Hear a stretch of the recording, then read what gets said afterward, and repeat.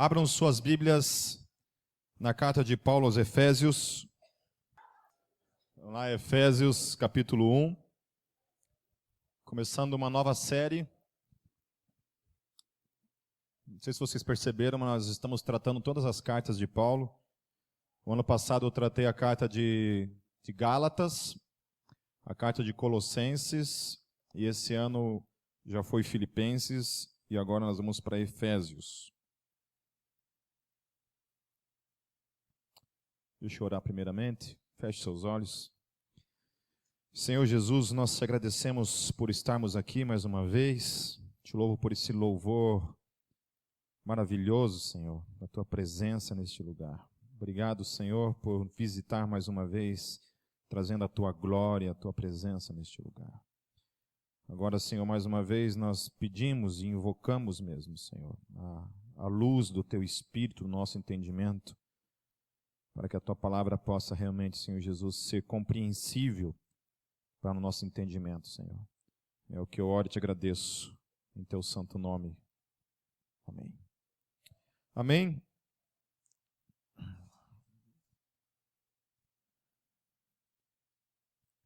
Vamos lá, seguindo o mesmo esquema então, tratando o capítulo 1 apenas hoje, versículo por versículo, fazendo o que a gente chama de pregação expositiva. Amém? Tem coisas assim que quando a gente vê em Paulo, elas são muito polêmicas, e hoje a gente vai tratar de um assunto um pouco polêmico. Eu não vou me aprofundar nele, porque ele é muito exaustivo, tá? Ele tem muita coisa para ser tratada e traz muitas perguntas. Então eu vou procurar tratar ele de uma maneira mais sintetizada mesmo, sem entrar assim muito a fundo nesse assunto que Paulo acaba tratando, ok? Logo vocês vão saber. Mas uma das coisas que são interessantes, assim, que é interessante em Paulo, é que Paulo é polêmico. Paulo é o cara que, se nós pudéssemos tirar todas as cartas dele do Novo Testamento, muitas das confusões teológicas que se tem hoje, nós poderíamos dizer que seriam evitadas. Porque quando chega em Paulo ele dá uma complicada em quase tudo. As coisas que pareciam simples em Jesus, quando você lê, você entende, chega em Paulo a coisa fica um pouco complicada de se entender. E entrar na mente de Paulo e entender o que ele quer dizer com aquilo que ele está dizendo, é um desafio. Então, assim, eu vou procurar tratar, eu vou dizer um pouco o que as escolas teológicas pensam a respeito de algumas coisas que Paulo vai dizer aqui. E o que é interessante, assim, que eu quero que você guarde, porque quando entra nesse assunto, algumas pessoas vão dizer assim, de antemão, já vão dizer assim, acho que essas coisas não tem que se discutir. Eu acho que essas coisas não são importantes. Eu acho que essas coisas são coisas secundárias. Eu acho que são coisas que a gente não tem que falar a respeito delas. Então, assim, é muito difícil a gente concordar com esse pensamento, porque quando eu vejo Paulo escrevendo a sua carta, para Paulo havia uma importância muito grande de falar acerca dessas coisas para a igreja. Por quê? Eu não sei. Se Paulo pensou na polêmica toda que isso geraria na igreja, não sei se ele tinha consciência disso. Não sei se para Paulo essas polêmicas todas estavam na mente dele quando ele falou essas coisas. Não sei se ele pensou assim, cara, se eu escrever essa carta, isso aqui vai dar um rebuliço na igreja. Isso aqui vai ser um debate para 21 séculos, como tem sido. Faz 21 séculos que a igreja tem debatido esse assunto, que a igreja tem discutido essas coisas. E para muita gente é sinônimo de bênção, para outras pessoas é uma questão simplesmente a ser negada e não ser tocado no assunto. A simples menção da palavra, ela traz um certo desconforto para qualquer um, ok? Apesar de que a gente vai tratar dessa palavra, eu vou tentar não ser tendencioso nela, mas vou procurar ser o mais bíblico possível, amém? Então vamos lá. Primeira coisa, a apresentação de Paulo nos versículos 1 e 2, quando ele fala assim, Paulo, apóstolo de Cristo Jesus, pela vontade de Deus, aos santos e fiéis em Cristo Jesus que estão em Éfeso. A vocês graça e paz da parte de Deus nosso Pai e do Senhor Jesus Cristo. Novamente, então, Paulo ele fala que ele é apóstolo segundo a vontade do Pai, segundo a vontade de Deus. ele não é apóstolo segundo a sua vontade. Para Paulo, ele é claro nisso. O meu ministério foi Deus quem quis. Foi Deus que me chamou para ser quem eu sou, um apóstolo. Eu era um perseguidor da igreja, um homem que matava cristãos, e agora sou um apóstolo porque Deus me chamou para ser apóstolo. Então, ele tem a consciência disso. Então, todo ministério que você recebe, recebe da parte de Deus segundo a vontade dele. Amém? E esse chamado nós temos que cumprir nas nossas vidas. Amém? Tem coisas que a gente faz que pode não ser chamado de Deus na nossa vida. É aí uma questão de cada um, de ter a consciência plena daquilo que Deus chamou você para fazer. Amém? E se apegar com todas as unhas e dentes possíveis no teu chamado e pagar o preço até o fim de estar inserido nele e batalhando por ele. A outra coisa que Paulo fala aqui também, que são coisas descartáveis para muitas pessoas, mas que para ele tem uma importância muito grande quando ele usa, que ele chama aqueles a quem ele está escrevendo de santos e fiéis. Tem uma frase que nós usamos muito em Renovo, que diz assim: não sou um pecador lutando para ser santo, mas sou um homem santo lutando contra o pecado. Amém? Repita comigo: não sou um pecador lutando para ser santo, sou um homem santo lutando contra o pecado. Amém? Então nós não somos um bando de pecador lutando, fazendo um sacrifício grande para ser santo. Não, é o contrário. Todos nós somos santos. E por sermos santos, vivemos uma vida de luta contra o pecado. Uma vida de busca de santificação. Amém? Só pode lutar contra o pecado aquele que é santo. Mas aquele que é pecador não tem o poder de ser santo por si mesmo. E é o que Paulo vai tratar mais daqui a pouquinho. A outra coisa que ele fala aqui também no versículo, que é muito interessante, que ele fala graça e paz da parte de Deus e do Senhor Jesus Cristo. Então a graça e essa paz também vem do Rei Jesus. Paulo está colocando Jesus no mesmo pé de igualdade que Deus o Pai. Ele está colocando, está dizendo, olha aqui, a graça e a paz vêm da parte do Pai, mas também vem da parte de Jesus. Toda a graça que há sobre a face da terra vem do trono. E no trono está Pai e Filho. Portanto, o Filho também é Deus. E aquele que distribui a graça e a paz. Sem Jesus não há graça. Se eu e você temos algum tipo de graça na nossa vida, também vem da parte dele. Amém? Então ele não é menor. Ele não está em segundo plano. E vocês vão ver mais logo à frente por que Paulo está falando isso. O papel, a posição de Jesus como Deus. Aonde ele está como Deus. A outra coisa que ele fala, então, ele começa dizendo assim, ó: bendito seja Deus e Pai de nosso Senhor Jesus Cristo, que nos abençoou com todas as bênçãos espirituais nas regiões celestiais em Cristo. Portanto, não é algo que acontecerá, não é algo que será abençoado. Eu não oro assim, Senhor, abençoa a vida desse cara com todas as sortes de bênçãos celestiais. Essa oração está errada. Essa oração já está concretizada. Eu não oro para você, Senhor, eu quero pedir que o Senhor dê 2 olhos para essas pessoas, se elas já têm 2 olhos. Amém? Você olha para algo que a pessoa não tem. Para Paulo não, nós já fomos abençoados em Cristo Jesus nas regiões celestiais. Todos vocês. Amém? Todos nós fomos abençoados. Já estamos abençoados. Existe uma bênção já da parte de Deus sobre cada um de nós. E Paulo vai continuar então dizendo quais são essas bênçãos espirituais em Cristo Jesus nas regiões celestiais que eu e você carregamos sobre nós. Lá no versículo 4, ele diz assim: porque Deus nos escolheu em Cristo, nele, antes da criação do mundo, para sermos santos e irrepreensíveis em sua presença. Quem nos escolheu? O texto está dizendo. Quem nos escolheu? Deus. Quem nos escolheu? Deus nos escolheu. Deus nos escolheu. Mas espera aí, nós não somos todos filhos de Deus? Como é que esse negócio aí? Que tipo de coisa que é essa? Porque eu entendo que escolha é algo que parte de mim. Eu não entendo escolha como algo que parte dos outros. Alguém escolhe por mim? Não, eu escolhi. Eu escolho. Eu faço escolhas todos os dias na minha vida. Faço escolhas. E essas escolhas partem de mim. Paulo está dizendo então que Deus nos escolheu. Amém? Fala assim, Deus me escolheu. Amém? Olha, presta atenção. Paulo, quando escreveu isso daqui, ele escreveu para que você tivesse conhecimento acerca de alguma coisa. Certo? Ele quer falar com você através dessa carta. Quando ele nos escolheu?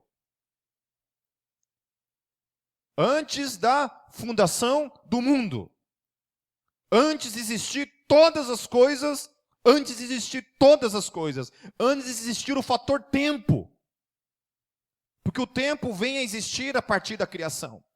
Isso é uma questão científica. O tempo passa a existir a partir da criação. Antes da criação, na eternidade, antes de que qualquer coisa ser criada, Deus escolheu. Não havia ninguém, não havia nada, só havia Ele. Não havia planetas, não havia sistemas solares, não haviam estrelas, não havia nenhum tipo de vida no universo, não existia universo. E Deus, antes de todas as coisas, escolheu você. Amém? Escolheu. Olha, é isso aí. Pum. Paulo está dizendo que foi antes de todas as coisas. Não existia nada e Deus nos escolheu antes de ter criado o mundo, o universo. Eu acho interessante isso, porque o texto fala assim, mundo. E o texto se propõe universo. Agora, você consegue conceber que existe algo fora do universo? Porque o que existe são planetas aí orbitando no vácuo, estrelas, cometas, poeira cósmica, sei lá o que mais. Está aí, tudo em algo, em um vácuo. E aqui, Paulo está dizendo que antes de existir qualquer uma dessas coisas, mas aonde que existia? Aonde estava Deus? Aonde Deus existia? Se o universo é uma coisa que está em expansão, aonde está Deus? Eu já pirei várias vezes nesse tipo de pergunta. Quando eu era adolescente, nossa, uma vez eu entrei em crise. Eu comecei a pensar acerca dessas coisas e por não compreender essas coisas, eu entrei em crise. Mania de ser filósofo desde moleque. Subia no teto da minha casa e ficava lá olhando para as estrelas e pensando acerca dessas coisas. E quando eu pensei nisso, no universo, e fora disso, Deus existe. Porque Deus não existe dentro do universo. O universo Ele criou. O universo existe fora dele. E Ele também está em todos os lugares e está fora dele. Aonde Deus está? Não sei. Não sei. É uma pergunta legal para você quebrar a tua fuça. Ficar a noite sem dormir pensando assim, acerca dessas coisas. Em mim deu um tremor, me deu uma sensação de pequenez, uma sensação de insignificância, de poeirinha, sabe, de incapacidade de entender todas as coisas, de realmente ver o meu lugar como pessoa, como pequeno que eu sou. Agora, o que é interessante também é que Paulo ele fala assim, que nós somos escolhidos em alguém. Em quem nós somos escolhidos? Em Cristo. Em Cristo Jesus. Em Cristo. Qual o propósito que está nisso? Paulo fala assim que Deus em Cristo Jesus, antes da fundação do mundo, nos escolheu. Em Cristo. Em Cristo. Porque todas as coisas, de alguma forma, vão se encaminhar para isso. Ele já vai falar sobre isso. Então nós somos escolhidos nele, e tão somente nele. Fora dele não há outra possibilidade. Amém? Por que nós continuamos afirmando que o cristianismo é a única verdade sobre a face da terra? Porque a revelação do Novo Testamento, ela não nos permite dizer outra coisa. Entendam isso. Quando alguém disser para você assim, ei, você é uma pessoa muito soberba. Eu acho que vocês crentes são tudo muito, muito cheios de si mesmo. Vocês acham que vocês são os donos da verdade. Porque não é nós que achamos coisa nenhuma. É o Novo Testamento que revela isso. Não sou eu quem inventou isso. As pessoas que dizem isso estão dizendo as mesmas coisas há 21 séculos. Paulo dizia isso. Jesus dizia isso. João dizia isso. Pedro dizia isso. Todos aqueles homens que racharam a história dizem a mesma coisa. Vocês vão ver que a coisa vai piorar ainda mais. Ao fato de que não há como eu negociar essa realidade, de que o cristianismo é a única verdade sobre a face da terra. A única. Não tenho como negociar isso. Ah, Pipe, mas tem coisas boas no espiritismo? Eu sei que tem. Tem coisas boas no budismo? Eu sei que tem. No hinduísmo também. Inclusive, eu posso dizer para vocês que o pecado também é bom. Vai dizer que não é. Não é bom virar os olhinhos para trás.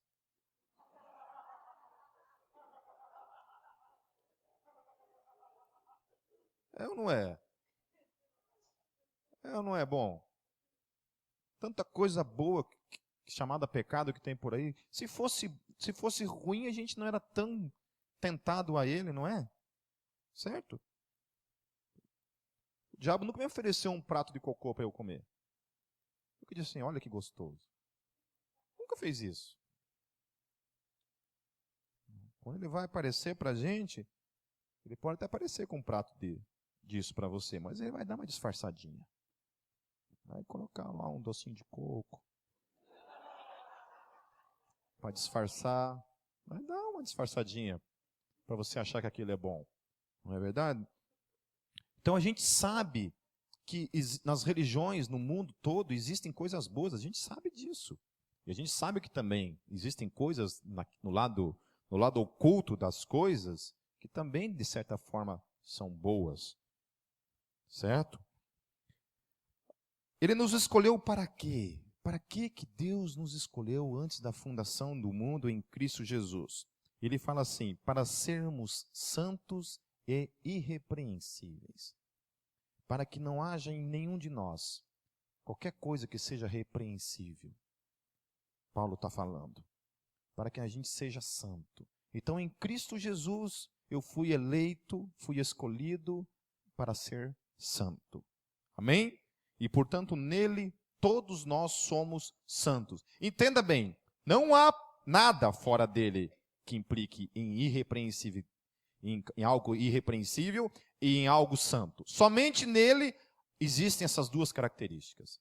Em Cristo Jesus, eu sou santo e irrepreensível. Fora dele, eu não sou santo. Amém? Então ninguém pode ser santo fora de Cristo. Ninguém pode ser santo na presença do Pai fora dele. Por isso que nenhum tipo de ato humano fora de Jesus concede ao homem a livre liberdade de chegar diante de Deus. Por isso que nenhuma religião torna o homem bom sobre a face da terra se não for em Cristo Jesus. A gente pode dizer, olha, aqueles homens são santos. Não são, se não estão em Cristo. E eu posso olhar para a vida de um cara que talvez ele não seja perfeito, e eu posso dizer que esse homem é santo, porque ele está em Cristo Jesus. Somente porque ele está em Cristo Jesus. Então toda a santificação está porque nós estamos em Cristo. Se a gente sai de Cristo, não há nada. Não há absolutamente nada. Portanto, a primeira bênção se resume em que fomos escolhidos antes da fundação do mundo para sermos santos em sua presença. A santidade é uma bênção e não um mérito. Amém? A santidade é uma bênção da parte de Deus. Eu fui abençoado em Cristo Jesus. Antes da fundação do mundo, antes de eu sequer existir, Deus já me abençoou com a sua santidade na minha vida em Cristo Jesus. Amém? Eu sou santo quando, desde a fundação do mundo, antes dela, Deus já me abençoou nas regiões celestiais em Cristo Jesus e me tornou um homem santo. É uma bênção que recebemos da parte de Deus em Cristo. Eu sou santo porque Ele me escolheu para ser santo em Cristo. Lá no versículo 5 e 6, ele diz assim, em amor nos predestinou. Está aí a palavra polêmica. Está aí a palavra que gera pó de mico no cérebro de qualquer teólogo, qualquer crente na face da terra. A palavrinha que nos incomoda, que nos inquieta, que causa um discurso, um debate de 21 séculos, que a igreja debate esse assunto. pouco se debatem, na verdade. Mais a gente foge dele do que realmente a gente encara o que ele representa. Mas então assim, uma vez eu coloquei isso e vou dizer mais uma vez. A pessoa que diz assim, eu não creio na predestinação, tem que pegar a sua Bíblia e jogar fora. Ponto. Amém? Você dizer assim, eu não creio na predestinação, pegue sua Bíblia e jogue fora. Sério mesmo. Jogue fora. Por quê? O que eu estou lendo aqui está dizendo aqui, ó, que Deus nos predestinou. Ah, Pipe, então você está me chamando que eu tenho que ser calvinista para ser salvo? Não é isso que eu estou dizendo. Estou dizendo que crer na predestinação é simplesmente crer na palavra. Se é da maneira como Calvino disse ou não disse, é outra conversa.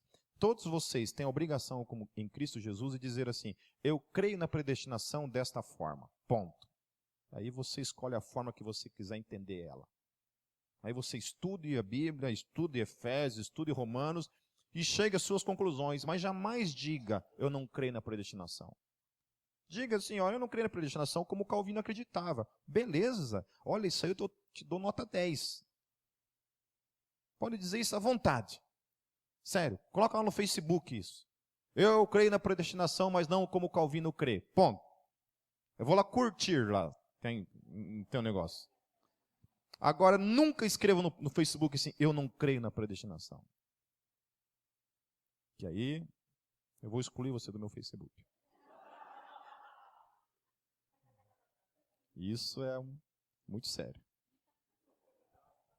Vou chamar você de bobo daí. Então lá, continuando, o versículo 5 e 6, em amor nos predestinou para sermos adotados como filhos por meio de Jesus Cristo, conforme o bom propósito da sua vontade, para o louvor da sua gloriosa graça, a qual nos deu gratuitamente no amado. Olha só, galera, nenhum mérito da filiação é nosso. Nenhum mérito de ser filho de Deus pertence a mim e a você. Pertence a Ele.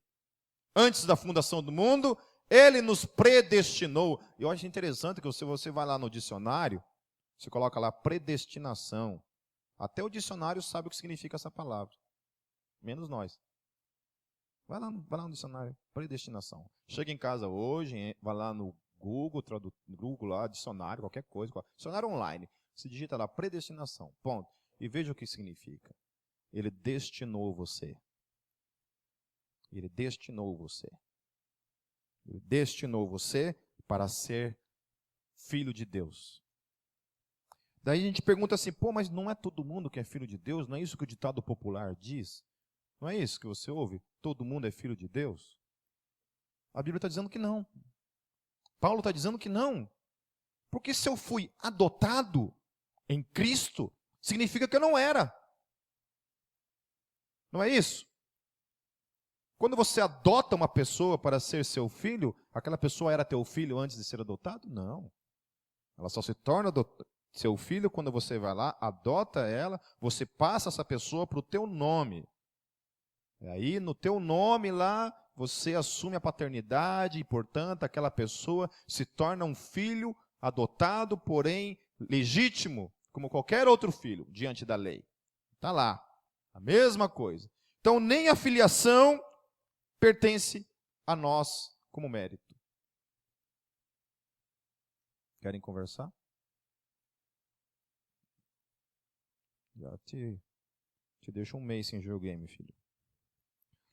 Ó, nem o mérito da filiação é nosso. Somos filhos apenas por meio de adoção. A raça humana não se encontra no adjetivo popular que todo mundo é filho de Deus. A filiação se dá apenas por meio de Cristo. E aí entra mais uma vez essa discussão de religiões. Se a Bíblia está dizendo que só por meio de Cristo eu sou adotado, eu sou filho de Deus, existe outra forma fora dela para que eu seja filho de Deus? Não. Eu posso gastar a minha vida toda em meditação transcendental. Eu posso passar a minha vida inteira alimentando todos os pobres do planeta Terra. Enquanto eu não estiver em Cristo Jesus, eu não sou filho. Eu não pertenço à família. A família de Deus. Eu não fui adotado. Eu não fui adotado. Ah, não discute comigo. Pode falar assim, ai, Pipe, você é muito radical. Eu, bulufas. Eu só estou repetindo o que está dizendo aqui. Eu não estou inventando nada. A única coisa que eu estou sendo é sincero com a minha fé. Eu não vou negociar a minha fé e colocar como uma vez entrei numa igreja, não vou citar que igreja que era, estava tendo um congresso de ecumenismo lá, e estava ali uma foto do Dalai Lama, na outra uma foto do Gandhi, uma outra, sei lá, do Allan Kardec, a outra não sei de quem mais, Chico Xavier, não sei o quê, ali, congresso ecumênico. E aí Jesus também estava lá, um cartaz lá de Jesus e mais alguma coisa. Muita gente acha isso lindo, eu achei aquilo uma aberração. Primeira coisa que eu nunca, jamais colocaria Jesus do lado desses caras. Eu colocaria todos esses caras lá na terra, deitado, e Jesus muito, infinitamente acima de qualquer um deles. É uma falta de respeito. Quando a gente está falando de respeito, a gente tem que tomar cuidado com isso.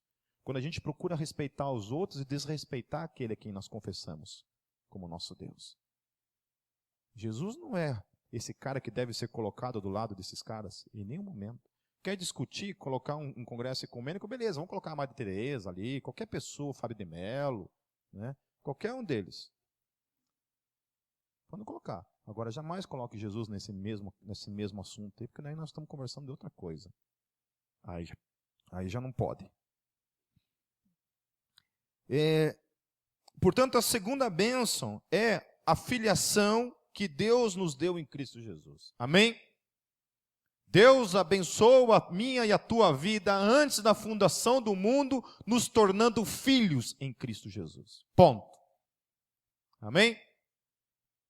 Amém? Olha só, você já foi abençoado por isso. Você foi abençoado por Deus porque Ele decretou que você é santo. A segunda coisa, que Ele declarou que você é filho em Cristo Jesus.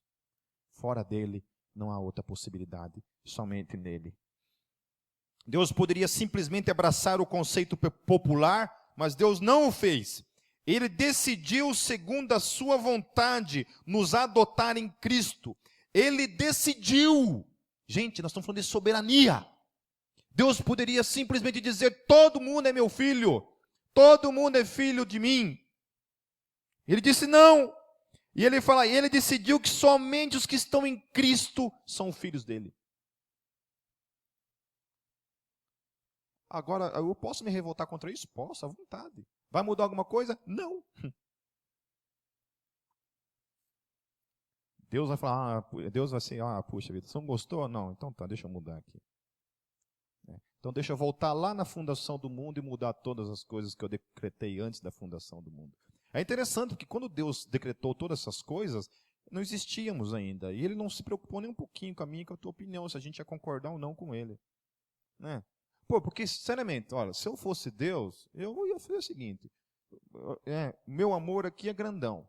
Então, assim, eu perdoava todo mundo, liberava todo mundo do inferno, mandava todo mundo para o céu e acabou a conversa.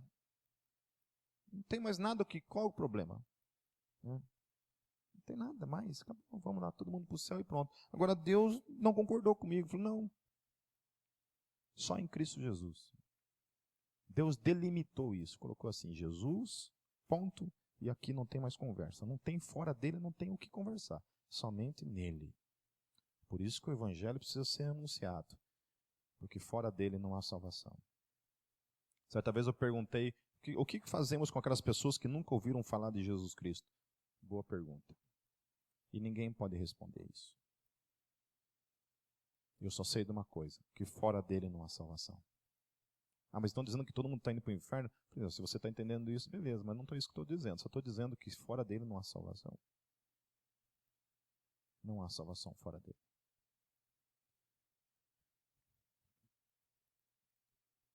Lá em João 1, 12 a 13, diz assim, contudo, aos que o receberam, aos que creram em seu nome, deu-lhes o direito de se tornarem filhos de Deus, aos quais não nasceram por descendência natural, nem pela vontade da carne, nem pela vontade de algum homem, mas nasceram de Deus. Eu acho interessante que nessa questão de confrontar a soberania de Deus e colocar as escolhas diante dos homens, a gente só lê a primeira parte, porque é o que parece. Olha quando a gente lê a primeira parte, o que está dizendo, ó. Contudo, aos que o receberam, aos que creram em seu nome. Portanto, somente aqueles que creram se tornaram filhos. Mas olha o que continua o texto dizendo. Quem que creu? Os quais não nasceram por descendência natural e nem pela vontade da carne, Paulo está dizendo. Paulo não, João está dizendo. Nem pela vontade de algum homem, mas nasceram de Deus. Quem que foi que produziu o nascimento dessas pessoas em Cristo Jesus? Deus. Não vem pela vontade humana, não vem pela vontade da carne, não vem pela vontade de nenhum homem. Nenhum homem quis. Deus quis. É o que o texto está dizendo.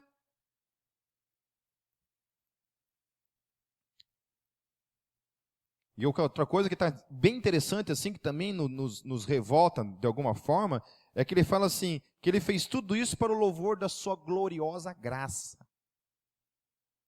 Deus não pergunta, Deus não se importa com a minha opinião, Deus não se importa se eu acho isso bom ou não, tudo isso ele faz para a sua gloriosa graça, para que eu e você entendamos a graça. Então a graça, ela é muito mais complexa do que eu e você podemos imaginar. A graça, ela não começa a partir do momento que você crê em Cristo Jesus. A graça, ela começa antes da fundação do mundo. E ela vem e se concretiza na história, em mim e em você. Quando lá antes da fundação do mundo, Ele já nos chamou para sermos santos. Lá antes da fundação do mundo, Ele já nos escolheu para sermos seus filhos. Amém?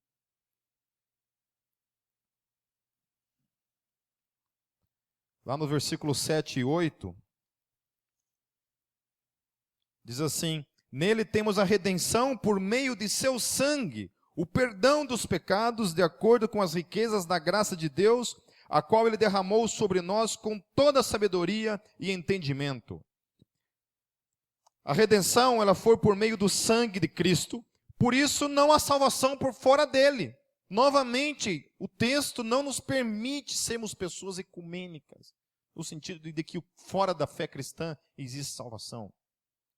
Fora de Jesus existe salvação. Novamente está falando isso. Por meio de quem que nós fomos redimidos?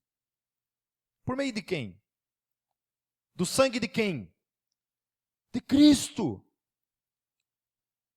Não foi por meio de meditação, não foi por meio de boas obras, não foi por meio de impecabilidade, não foi por meio de nenhum ato humano sobre a face da terra, a não ser unicamente pelo sangue dele que foi derramado naquela cruz naquele dia. Somente por isso. Portanto, não há nada fora dele. Porque a única coisa que possibilitou a sua e a minha salvação foi o derramamento do sangue dele naquela cruz.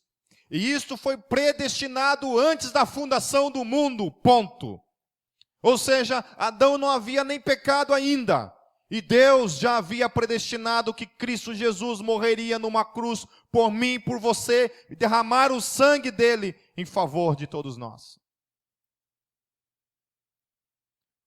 Entenda uma coisa, a cruz não foi um segundo plano em Deus. De repente Deus estava lá, Adão pecou, e agora o que a gente faz? Eu já vi pregação falando isso. Que quando Adão chega lá, Deus foi pego de surpresa, Deus não sabia direito o que estava acontecendo aqui. Mas é quando você lê aqui o texto, Paulo está falando o quê? Que antes da fundação do mundo, ele já havia dito que Jesus morreria. Se era antes da fundação do mundo, significa que ele já sabia tudo o que ocorreria. E antes da fundação do mundo, ele já tinha um propósito eterno para todas as coisas. Quando Adão peca, Deus chega lá, e aí, cadê você, cara? Estou aqui. Por que você se escondeu? Ah, porque estava meio peladão aqui. Como é que você sabe que você estava pelado? Ah, daí aquela enrolação, daí um coloca a culpa no outro, né? Aí Adão coloca a culpa na mulher. Tá certo? A mulher coloca a culpa no diabo, né? O diabo olha para trás, não tem ninguém. E para variar, recebe a culpa sempre de todas as coisas, né? Bem feito. Quem mandou se meter em conversa que não pertencia a ele, né? Está aí levando a culpa por tudo até hoje. Né? E a gente dá um jeito. Então o homem coloca a culpa na mulher, a mulher coloca a culpa no diabo. Às vezes ela quer colocar a culpa no homem também, que na verdade é assim com o diabo também. Então tá tudo em família a coisa toda, né? Então, somente o sangue dele concede a todos nós o perdão de nossos pecados. Portanto, fora dele não há perdão para a humanidade.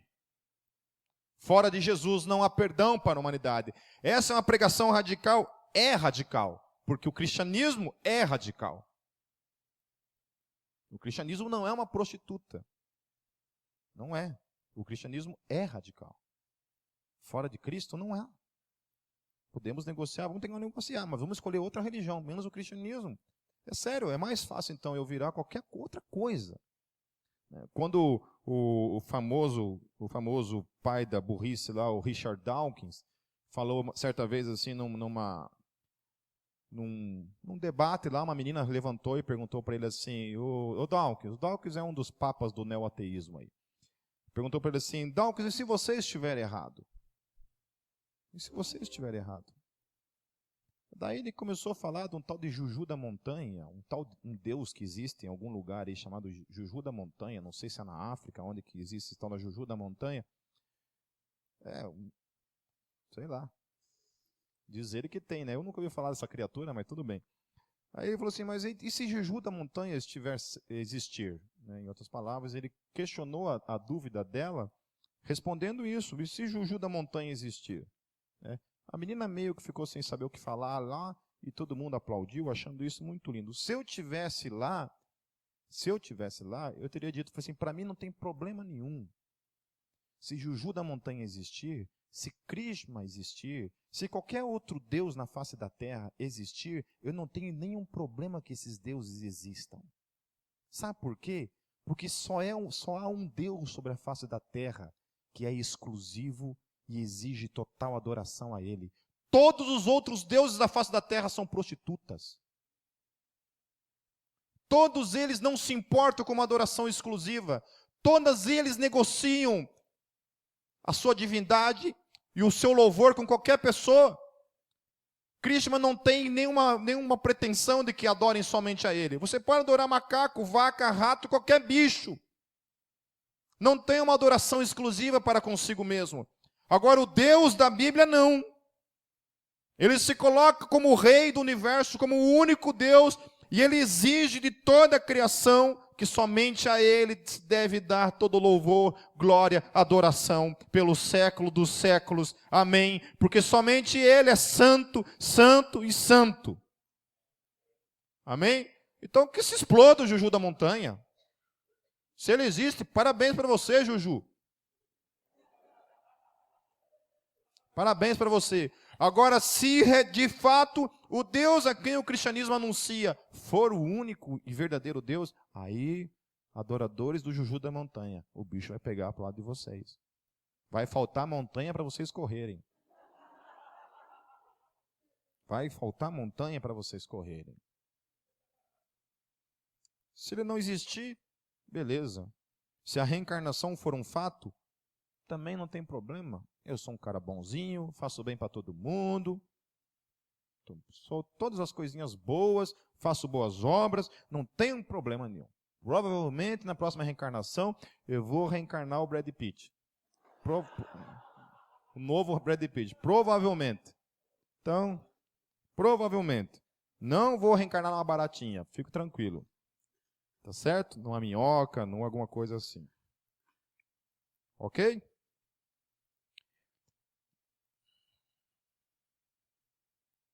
Ele derramou das riquezas de sua graça sobre nós. Ele derramou sobre nós sabedoria e entendimento. Olha só também que vem da parte dele, sabedoria e entendimento. Se você tem sabedoria e entendimento, é porque ele, pela sua graça, concedeu a mim e a você. Então a terceira bênção é a salvação. Amém? Essa é a terceira bênção. Sou salvo, já fui abençoado antes da fundação do mundo. Portanto, eu tomo posse apenas dessa que já está sobre mim. Tomo consciência de que já está sobre mim. Nos versículos 9 e 12, e nos revelou o mistério da sua vontade, de acordo com o seu bom propósito que ele estabeleceu em Cristo, isto é, de fazer convergir em Cristo todas as coisas, celestiais ou terrenas, na dispensação da plenitude dos tempos. Nele fomos também escolhidos, tendo sido mais uma vez predestinados. Mas que coisa! Eu quero falar, todo cara que fala não crê na predestinação, eu queria que tivesse na minha frente, eu vou carregar aqueles errorex, sei lá o nome daqueles branquinhos assim no bolso, assim, não crê, irmão, não, então dá de ver. Rasga a página assim, joga fora. O que você fez? Você não crê nisso aqui, cara, rasga fora. Não é verdade? Então os caras acham que Calvino inventou essa palavra. Calvino inventou bulufas. A única coisa que Calvino fez foi sintetizar ali a teologia, a forma como ele entendia isso e pronto. Quando as pessoas me chamam de calvinista porque eu creio na predestinação, eu tenho uma raiva, porque eu nunca li nenhum livro do Calvino. Nunca li. Li alguns comentários que falavam acerca do que ele acreditava, mas sinceramente não estou nem preocupado com aquilo que ele acreditava. Para mim o que importa é o que a Bíblia está dizendo.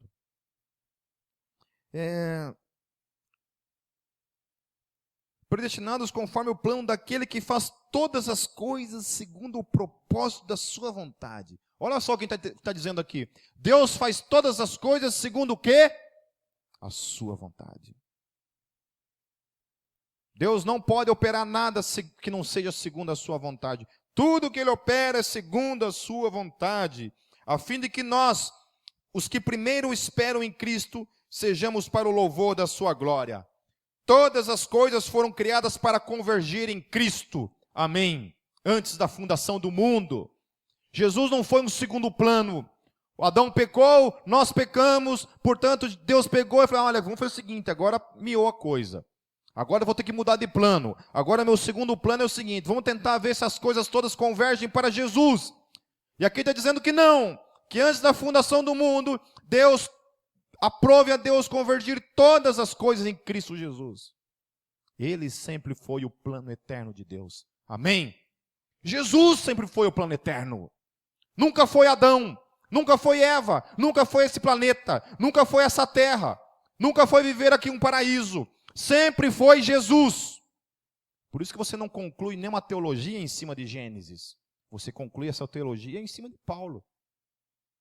Gênesis você não vai entender nada acerca de Deus somente lendo Gênesis. Agora, quando você lê Paulo, você começa a entender coisas. Espera aí, mas isso daqui foi antes da fundação do mundo.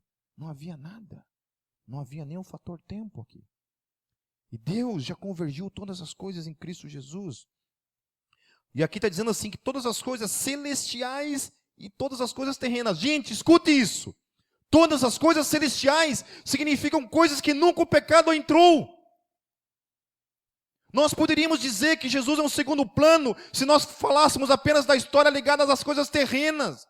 Mas aqui Paulo está dizendo as coisas celestiais, aonde o pecado jamais adentrou. Antes da fundação do mundo, sempre Jesus era para ter a primazia sobre todas as coisas terrenas, onde o pecado imperasse, e sobre as coisas celestiais, aonde o pecado jamais adentrou. Jesus sempre foi o chamado para ser o centro de todas as coisas. Amém? Essa é a pregação mais cristocêntrica que você vai ouvir na sua vida. Eu não aceito nenhuma teologia que coloca o homem como fator determinante das coisas e não o Deus Todo-Poderoso.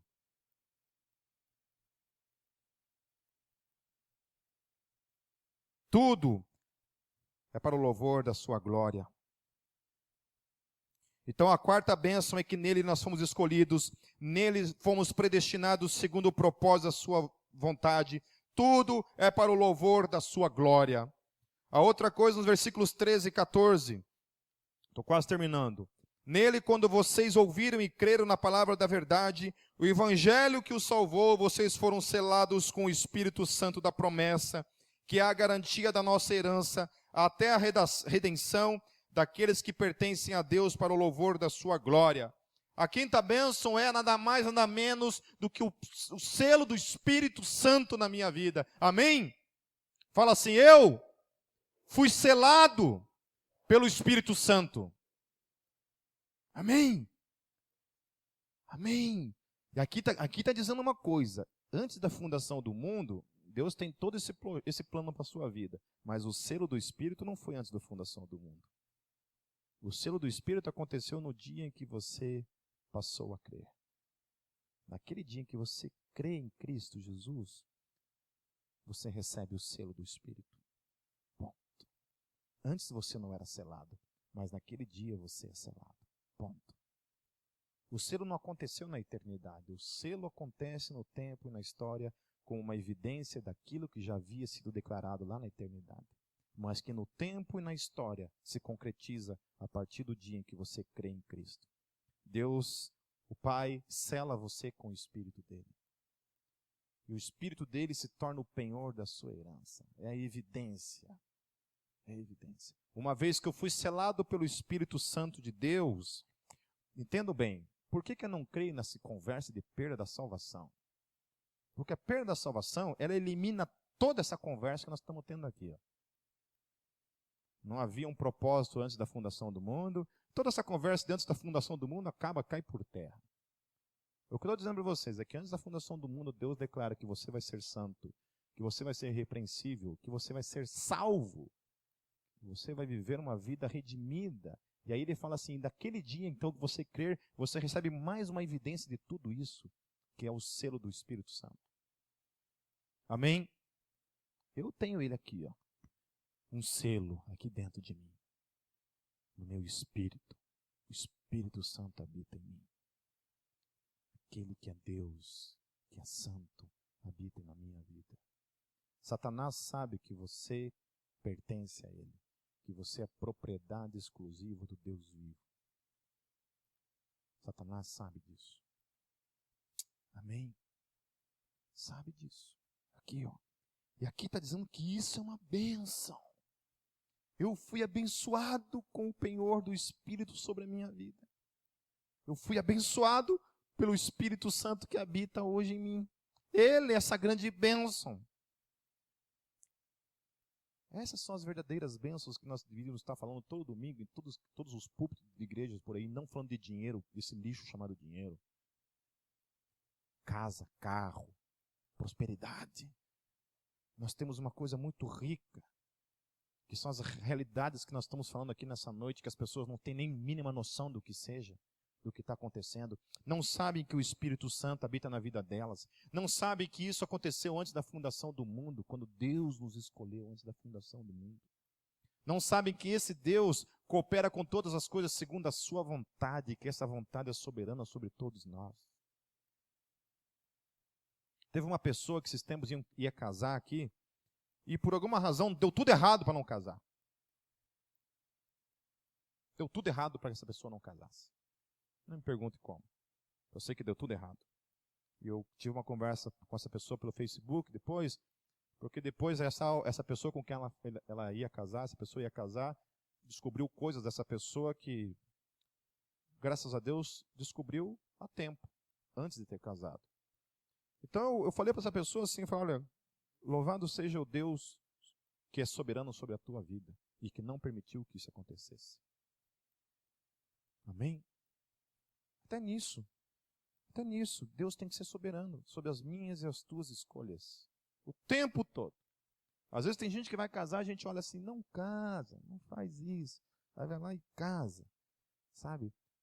E a gente crê nisso, crê que Deus é soberano. Então eu parto desse princípio, Deus, tu és soberano, sabe? O Senhor é aquele que está ali. Então casou, agora te vira.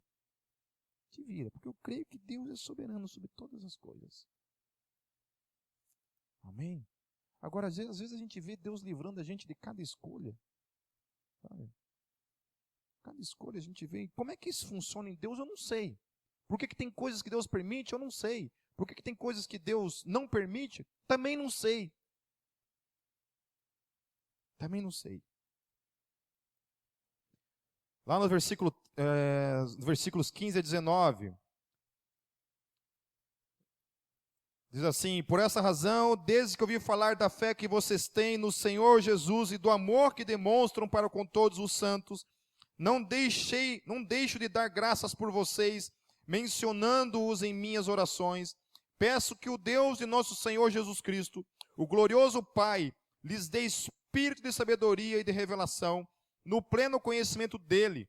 Oro também para que os olhos do coração de vocês sejam iluminados, a fim de que vocês conheçam a esperança para a qual ele os chamou, as riquezas da gloriosa herança dele nos santos e a incomparável grandeza do seu poder para conosco, os que cremos, conforme a atuação da sua poderosa força. Aqui nesse texto, Paulo ele ora por 3 coisas aqui, ó, que vocês podem verificar depois. A primeira coisa é que Paulo ora dando graças a Deus pela fé que os efésios receberam. Olha só, quem que Paulo ora dando graças? A quem? A Deus. Pelo que ele agradece a Deus? Pelos efésios terem recebido fé. Amém? Não é interessante isso? Paulo não louva os efésios. Paulo fala, olha que legal, vocês creram. Olha que legal que vocês creram. Paulo agradece a Deus porque eles creram. Porque Paulo sabe que eles creram porque Deus concedeu a eles a fé para crer. A segunda coisa, para que Deus lhes dê sabedoria e revelação. A terceira coisa, que é a mais poderosa na carta, que está dizendo, para que recebam iluminação. Você sabe o que é iluminação? Iluminação assim, você está num escuro, pum, desliga todas as luzes, de repente, pum, liga uma luz. Iluminação. Iluminação está dizendo que o teu entendimento era incapaz de compreender as coisas de Deus. E Deus concedeu a mim e a você iluminação para entender. Já viu gente que lê a Bíblia e não entende bolufas? Né? Eu, antes de me converter, eu não entendia muita coisa na Bíblia. Depois que eu vim para Cristo, a minha mente se iluminou e eu passei a entender as coisas que eu não entendia. Sem essa iluminação que vem da parte de Deus, eu e você não podemos nem compreender a palavra. Então, também é uma bênção estar debaixo dessa iluminação. Creia que você foi abençoado por Deus pelo simples fato de ter recebido da parte dele iluminação e entendimento para compreender as Escrituras. Sem ela você não entenderia. Assim como tem muita gente que não entende. Tem gente que lê e não entende bolufas. Esses dias eu discuti com um cara no Facebook que dizia que tudo na Bíblia era alegórico. Então, na verdade, Moisés não abriu o Mar Vermelho, aquilo ali é só uma alegoria. A Arca de Noé foi só uma alegoria, não houve dilúvio nenhum. Quando Elias fez o que fez, aquilo ali nunca houve. Jesus não nasceu de uma virgem, aquilo ali também foi alegoria. Tudo na Bíblia foi alegoria. Tudo na Bíblia foi alegoria. Fico pensando, quem que foi que deu a esse inteligente essa autoridade de falar uma tamanha besteira? Tamanha besteira. Toma cuidado, gente, com aqueles caras que a gente fica autenticando aí, dizendo como palavra de Deus e que não estão falando da parte de Deus. Amém? Eu recebi um vídeo hoje provando que a Aline Barros é da maçonaria. Pensei, logo a Aline? Daquele tamanhinho todo é maçônica. É maçônica. Mas daí eu fui ver. Primeiro eu já não gostei do narrador, né? Eu já comecei, uma voz de taquara rachada do desgraçado, mas tudo bem. Aí o cara pegava assim, usava umas filmagens de um templo maçônico lá que tinha uma meia-lua e tinha um sol. Aí no vídeo da Aline Barros tinha também assim, uma meia-lua e um sol. Pronto, é maçônico.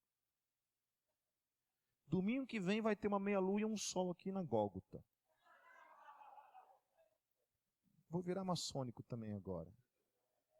E aí, no centro lá da loja maçônica tinha aquele olho dentro de uma pirâmide, de um triângulo lá, né? Tinha aquele olho também. Aí no centro do vídeo da Aline Barros tinha um menininho com uma caixa cor-de-rosa assim, mas não tinha nada, tinha liso em cima. O cara falou que aquela caixinha simbolizava o olho que tudo vê. Simbolizava o olho lá da maçonaria. Ali eu parei de assistir. Falei, não, meu tempo é precioso. Eu já estou com 42 anos, tenho mais o que fazer do que ficar vendo esse tipo de estupidez. Aí eu só assisti 10 minutos do vídeo. O vídeo tinha 1 hora. Eu falei, eu nem quis ver o resto que vinha depois. Sabe? Eu nem quis ver mais o resto que vinha depois. Eu também tive uma discussão com um adventista do 7º dia essa semana, que o cara queria me forçar de novo a guardar o sábado. Aí, no começo da conversa, ele começou dizendo assim que ele só acreditava na palavra. Para mim é só a palavra. Eu falei, amém? Eu também. Só a palavra. Né? Só a palavra. Daí eu falei assim, olha, nós começamos a ter uma discussão a respeito de escatologia. Aí eu falei assim, olha, escuta lá minhas pregações para você ver, né? Não quero escutar. Eu falei, por quê? Porque para mim é só a palavra. Ah, beleza, tá lá, né? Beleza. Daqui a pouquinho ele me posta um vídeo de um pastor pregando. Eu falei, cara, mas você não falou para mim que é só a palavra? Não, mas esse aqui não é, esse aqui ele prega só a palavra.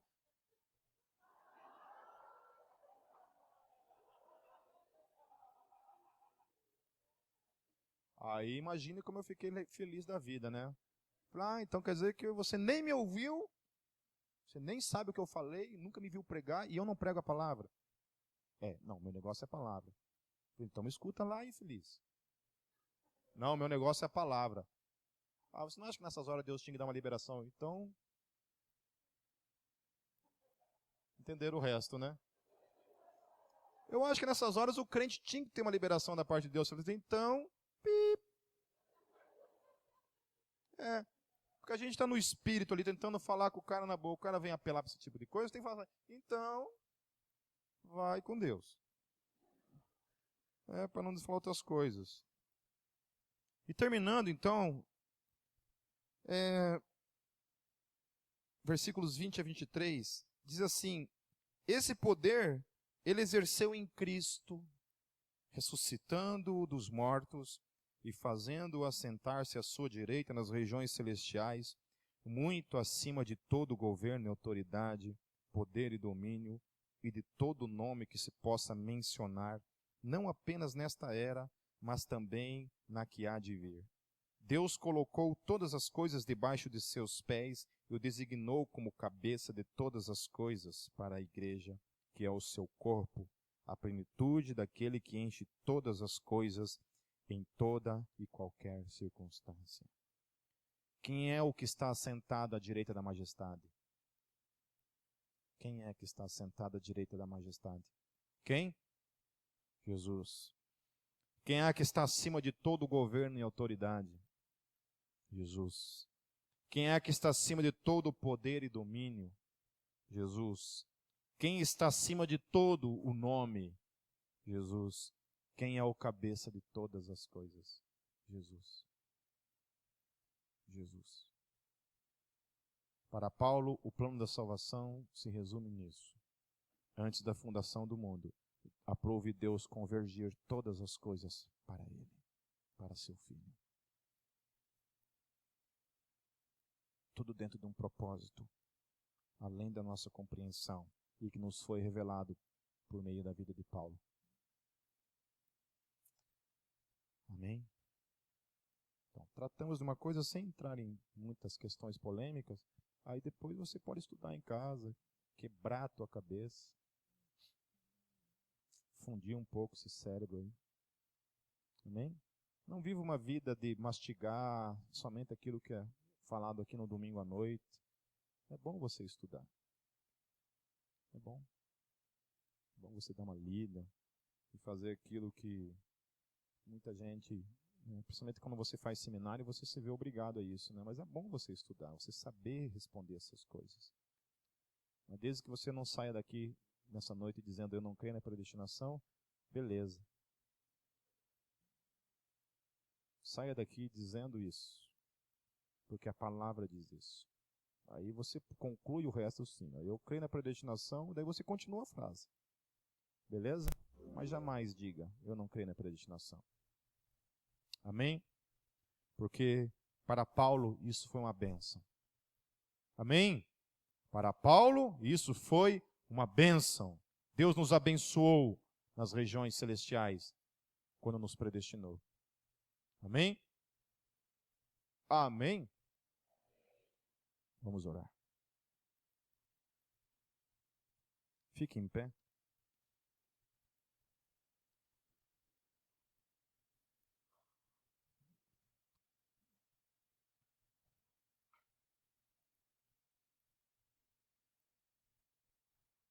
Sabe, Senhor, a gente poderia hoje estar em alguma região que nunca se ouviu falar do Teu Evangelho. Hoje, qualquer um de nós aqui, Senhor, a gente poderia estar num lugar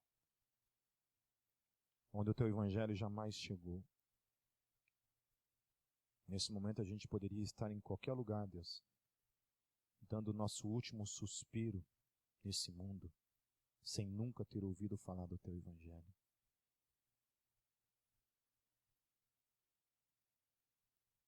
E talvez o fato de estarmos aqui nessa noite, Senhor, nos passe despercebido dessa realidade, do quão abençoados nós somos, do quão amado nós somos, do quanto o Senhor nos amou em Cristo Jesus. Porque antes do Senhor ter criado todas as coisas, o Senhor nos escolheu. E iluminou o nosso entendimento para entendermos o Teu plano, Senhor. Obrigado, Espírito Santo, porque o Senhor habita em nossas vidas. Que nós poderíamos hoje fazer parte de uma geração que não pertence ao Senhor. Obrigado, Jesus, porque um dia, por meio do Senhor, todos nós fomos adotados. E o Senhor nos comprou, e nossa filiação se tornou definitiva quando o Senhor assumiu em nossas vidas, Pai, como filhos em Cristo Jesus. Obrigado, Jesus, porque hoje nós somos filhos genuínos no Senhor. Obrigado por nos amar, Jesus. Obrigado pela certeza da Tua palavra por meio da vida de Paulo, Senhor. Obrigado, Senhor, porque todas as coisas um dia foram criadas para o Teu louvor e para a Tua glória, Senhor Jesus. Obrigado porque hoje, Senhor Jesus, o Senhor está acima de todas as coisas. E essa é a convicção que nós temos, Senhor, de que nós pertencemos ao Senhor e unicamente ao Senhor. Louvado seja o Teu nome, Senhor Jesus. Amém. Deus os abençoe. Dá um abração no seu irmão aí.